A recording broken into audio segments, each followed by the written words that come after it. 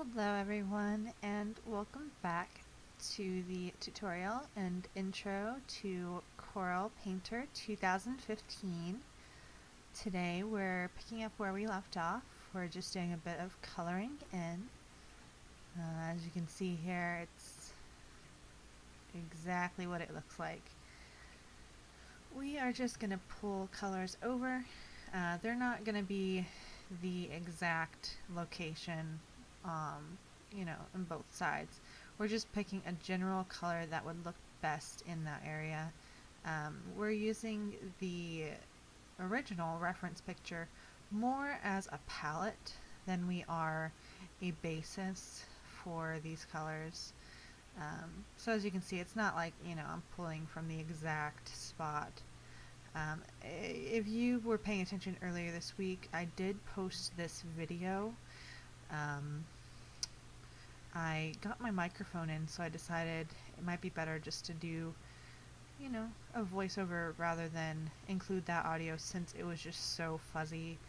It was just really impossible to hear anything. So I hope this is a little bit better. Hopefully it helps in future videos as well. Basically, we're just doing this. That's about it. We will work on the eye details today. Not too detailed, just enough to kind of get a good representation of what's there. We don't want to get too detailed. We'll add and remove things, as time goes on. I'll probably turn the lines off, I think, in a moment, so you can better see the colors. But generally, this is a technique that a lot of people use. If you look up digital illustration, a lot of people use reference photos. A lot of people will pull colors straight up from the reference photo and put them in the exact spot, which I'm not a fan of. Some people just kind of pick a general color and brush it over an entire area. It just depends on what their particular style is. My style is more picking a good color for one area that isn't necessarily in that area, but looks good in that area. So it's not necessarily that it's the same spot, it's just a nice color for that area.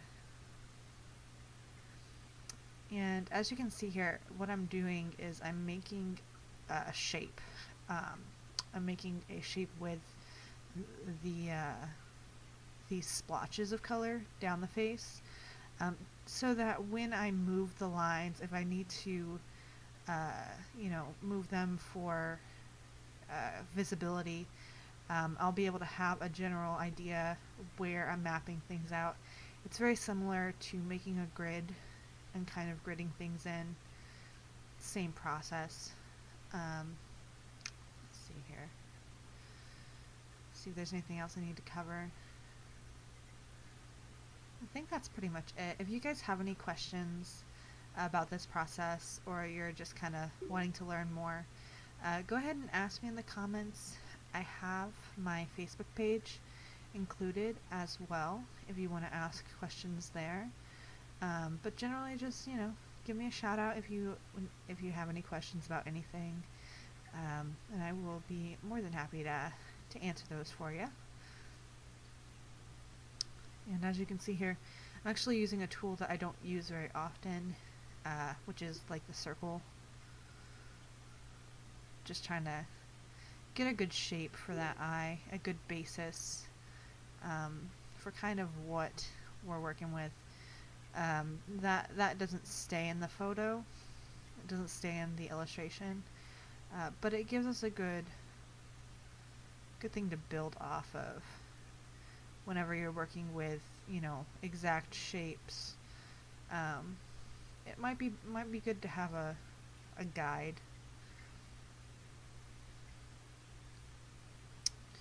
So almost got it.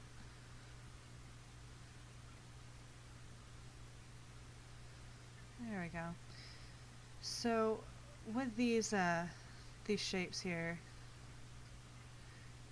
keep the shape itself.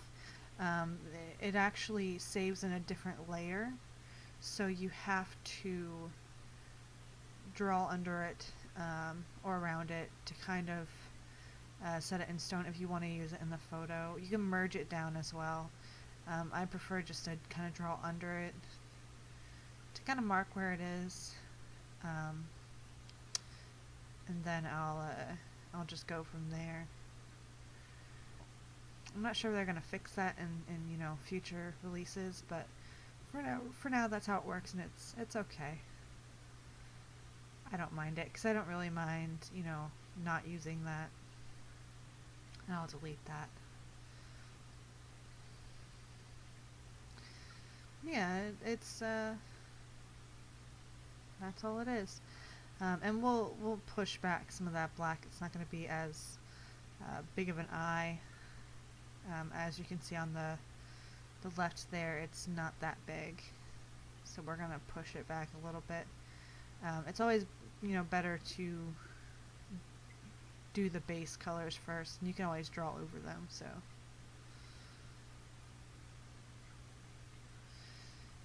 yeah, it's just going to be this. I am going to speed it up simply because it's about 2 hours of work, and I didn't want to, do a 2.5-hour video. So let's go ahead and speed things up now.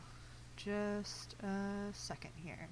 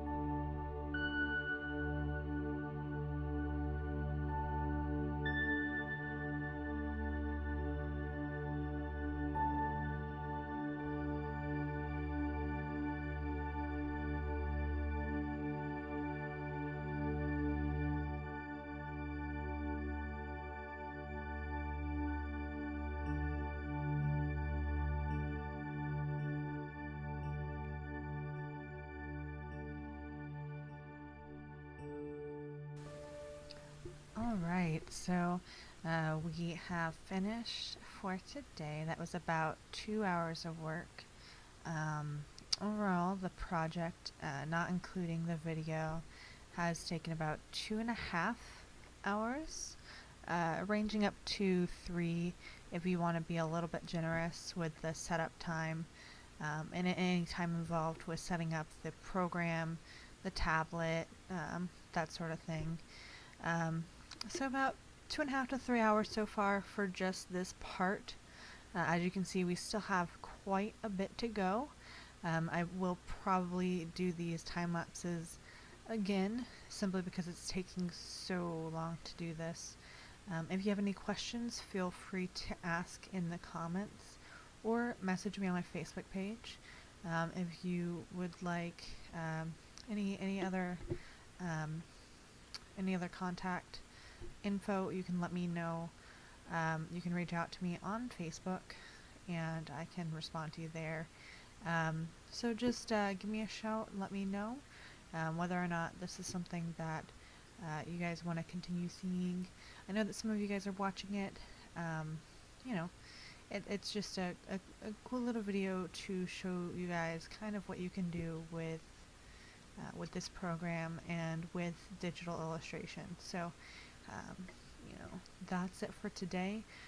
The next episode we will continue where we left off. We may go ahead and do some of this in the background so you guys don't have to watch, but I kind of like having it skip ahead, so I think we might do some of the time lapse again. For now, have a good rest of your day, and bye bye.